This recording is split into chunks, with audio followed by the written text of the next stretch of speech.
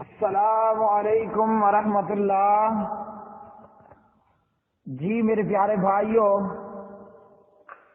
اور میری معززات ماؤں، بہنوں اور بیٹیوں، بلوغ المرام کتاب الجامع سبق نمبر 40۔ بسم اللہ الرحمن الرحیم۔ عن معاویہ رضی اللہ تعالی عنہ قال قال رسول اللہ صلی اللہ علیہ وسلم من یرد اللہ بہ خیرا یفقہہ فی الدین، متفق علیہ۔ امیر المومنین حضرت معاویہ بن ابی سفیان رضی اللہ تعالی عنہما راوی ہیں۔ پیارے نبی صلی اللہ علیہ وسلم نے فرمایا، اللہ رب العالمین جس شخص سے بھلائی کا ارادہ فرماتا ہے، اللہ سبحانہ و تعالی اسے دین کی سمجھ عطا کر دیتا ہے۔ اور صحیح بخاری میں اس حدیث کا بقیہ حصہ ہے، وَإِنَّمَا أَنَا قَاسِمٌ وَاللَّهُ يُعْطِي وَلَن تَزَالَ هَٰذِهِ الْأُمَّةُ قَائِمَةً عَلَىٰ أَمْرِ اللَّهِ لَا يَضُرُّهُم مَّنْ خَالَفَهُمْ حَتَّىٰ يَأْتِيَ أَمْرُ اللَّهِ۔ فرمایا پیارے نبی صلی اللہ علیہ وسلم نے، میں تو صرف تقسیم کرنے والا ہوں اور دینے والا تو اللہ ہی ہے۔ اور فرمایا یہ جماعت ہمیشہ اللہ کے حکم پر قائم رہے گی، جو ان کا مخالف انہیں نقصان نہیں پہنچا سکے گا یہاں تک کہ اللہ کا حکم یعنی قیامت آ جائے۔ پیارے نبی صلی اللہ علیہ وسلم نے اس حدیث میں جو بات بیان فرمائی کہ اللہ وحدہ لا شریک جب کسی کے ساتھ خیر و بھلائی کا ارادہ فرماتے ہیں تو اللہ سبحانہ و تعالی اسے دین کی سمجھ عطا کر دیتا ہے۔ دین کی سمجھ کہ اللہ وحدہ لا شریک اسے ہدایت دیتا ہے، اللہ سبحانہ و تعالی اسے دین کی فقہ عطا کر دیتا ہے۔ قواعد اسلام کا سیکھنا اور کتاب و سنت کے حلال اور حرام کی معرفت کا حاصل ہو جانا۔ اسی طرح یہاں فقہ سے مراد اسلام کی فقہ ہے، قواعد اسلام کا سیکھنا، کسی مخصوص امام کے مذہب کی فقہ نہیں، کسی مخصوص امام کے فقہ کی سمجھ نہیں، بلکہ دین اسلام اللہ سبحانہ و تعالی اسے دین کی سمجھ اور فقہ عطا کر دیتا ہے۔ جیسا کہ اللہ رب العالمین نے صحابہ اکرام رضوان اللہ علیہ مجمعین کو سکھائی۔ حضرت معاویہ رضی اللہ تعالی عنہ، جناب عمر بن خطاب رضی اللہ تعالی عنہ، حضرت ابو ہریرہ اور انس ابن مالک رضی اللہ تعالی عنہ، عبداللہ ابن عمر، عبداللہ ابن عباس اور عبداللہ ابن مسعود رضی اللہ تعالی عنہ، اور اسی طرح دیگر صحابہ کرام رضوان اللہ علیہم اجمعین۔ اللہ کے قرآن اور پیارے نبی صلی اللہ علیہ وسلم کے فرمان کی سمجھ، اور یہ ہے دین۔ اللہ کا قرآن، اللہ کا کلام اور نبی علیہ الصلوۃ والسلام کی تعلیمات، آپ کی احادیث مبارکہ، یہ ہے اللہ کا دین، دین اسلام۔ اور اللہ سبحانہ و تعالی دین کی سمجھ عطا کرتا ہے۔ عبداللہ ابن عمر رضی اللہ تعالی عنہ بیان کرتے ہیں کہ پیارے نبی صلی اللہ علیہ وسلم ہمارے پاس بیٹھے تھے تو آپ علیہ الصلوۃ والسلام نے پوچھا درختوں میں ایک ایسا درخت ہے جس کی مثال مسلمان کی طرح ہے۔ پیارے نبی نے یہ پوچھا اور بتلایا درختوں میں سے ایک درخت ایسا ہے جس کی مثال مسلمان کی طرح ہے۔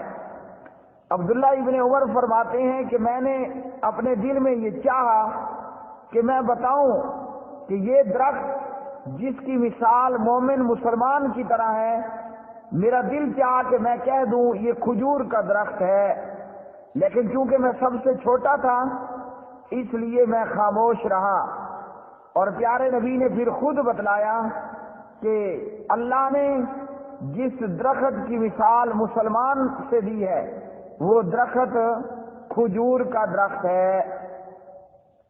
اللہ سبحانہ و تعالی ارشاد فرماتے ہیں اعوذ باللہ من الشیطان الرجیم الم تر کیف ضرب اللہ مثلا کلمۃ طیبۃ کشجرۃ طیبۃ اصلها ثابت وفرعها في السماء تؤتی اکلها كل حین بإذن ربها وَيَضْرِبُ اللَّهُ الْأَمْثَالَ لِلنَّاسِ لَعَلَّهُمْ يَتَذَكَّرُونَ۔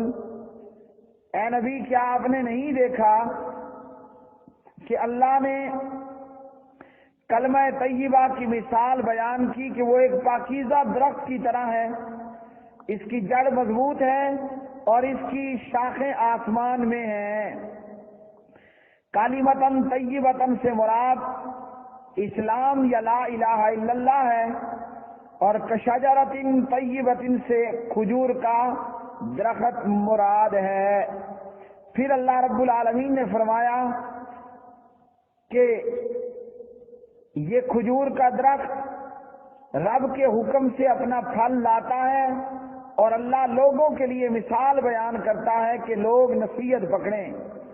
وَمَثَلُ كَلِمَةٍ خَبِيثَةٍ كَشَجَرَةٍ خَبِيثَةٍ اجْتُثَّتْ مِنْ فَوْقِ الْأَرْضِ مَا لَهَا مِنْ قَرَارٍ۔ اور کلمہ خبیثہ کفر و شرک کی مثال ایک خبیث درخت کی سی ہے کہ اسے زمین پر سے اکھاڑ دیا جاتا ہے اور اس کے لیے کوئی قرار، کوئی مضبوطی نہیں ہے۔ یثبت اللہ الذین آمنوا بالقول الثابت فی الحیات الدنیا وفی الآخرہ۔ اللہ رب العالمین ایمان والوں کو قول ثابت کلمہ توحید سے دنیا کی زندگی اور آخرت کی زندگی میں ثابت قدم رکھتا ہے۔ وَيُضِلُّ اللَّهُ الظَّالِمِينَ وَيَفْعَلُ اللَّهُ مَا يَشَاءُ۔ اور ظالموں کو گمراہ کر دیتا ہے اور اللہ جو چاہے کرتا ہے۔ تو اللہ کے پاک نبی نے فرمایا اللہ جس سے بھلائی کا ارادہ کرتا ہے اللہ اسے دین کی سمجھ عطا کر دیتا ہے۔ عبداللہ ابن عمر رضی اللہ تعالی عنہما جو کہ امیر المومنین عمر ابن خطاب رضی اللہ تعالی عنہ کے فرزند ارجمند ہیں، چھوٹے سے بچے ہیں، لیکن اتنی دین کی سمجھ ان کو ہے کہ اللہ نے جس درخت کی مثال مسلمان سے دی ہے وہ درخت کھجور کا درخت ہے۔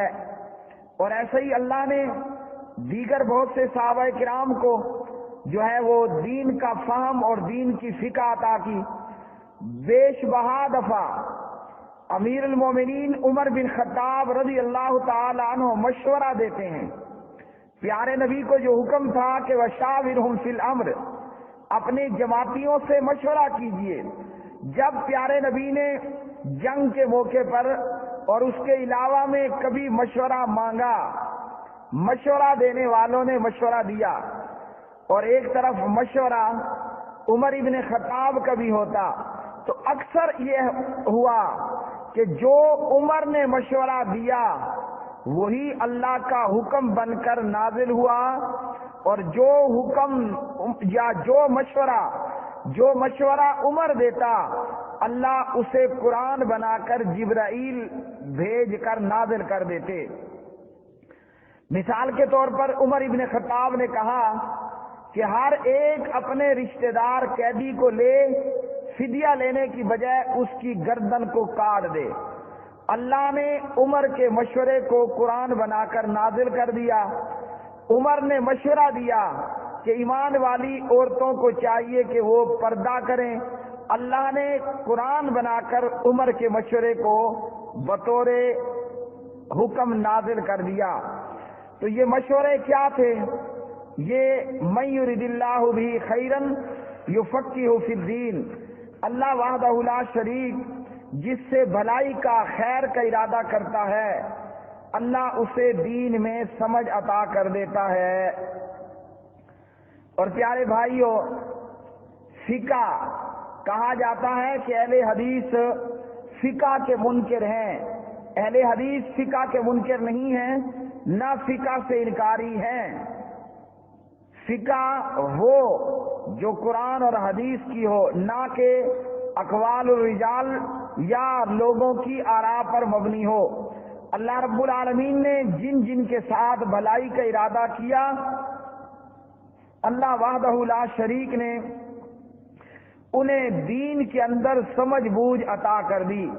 مثال کے طور پر یہ میرے ہاتھ میں صحیح بخاری ہے، امام محمد بن اسماعیل البخاری رحمہ اللہ، امام محمد بن اسماعیل البخاری رحمہ اللہ، اللہ نے جن کو دین میں سمجھ اور فقہ عطا کی، اسی طرح امام مالک، امام احمد، امام شافعی اور دیگر ائمہ، امام ترمذی، امام نسائی، امام مسلم، امام ابن ماجہ اور اس کے علاوہ امام ابو داؤد، بے شمار لوگوں کو اللہ نے دین میں سمجھ عطا کی۔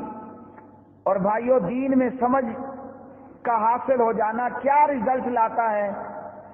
جس کو اللہ دین میں سمجھ عطا کر دے وہ خود بھی ہدایت کے راستے پہ چل پڑتا ہے، اور دیگر مسلمان، دیگر انسان بھی اس کی پیروی کرتے ہوئے ہدایت کے راستے پہ چلتے ہیں، اور دین میں فقہ کا حاصل ہو جانا ایک عوام الناس کے لیے، عامت الناس کے لیے خیر کا باعث بنتا ہے۔